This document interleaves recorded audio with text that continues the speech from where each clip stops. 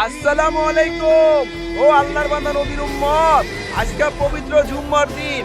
এই জুম্মার উসিলা কইরা এক আল্লাহর কাছে দোয়া করি আপনার জন্য, আপনার আব্বা আম্মার জন্য। আপনি শুধু আমিন বলেন। হে আমার রব, এই ব্যক্তির বাবা মার জীবনের গুনাহ মাফ করেন, দুনিয়ায় বেঁচে থাকলে সুখ শান্তি দান করেন, অসুস্থ থাকলে সুস্থতার নিয়ামত দান করেন। হে আমার রব, পরকালে পাড়ি জমাইলে আবু বকর ওমর আল্লাহ রাসূলের সাথে থাকার তৌফিক দান করেন।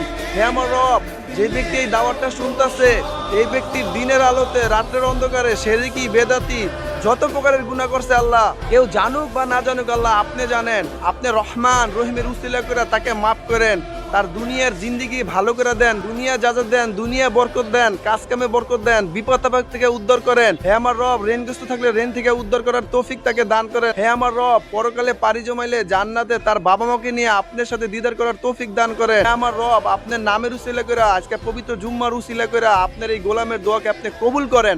আমিন।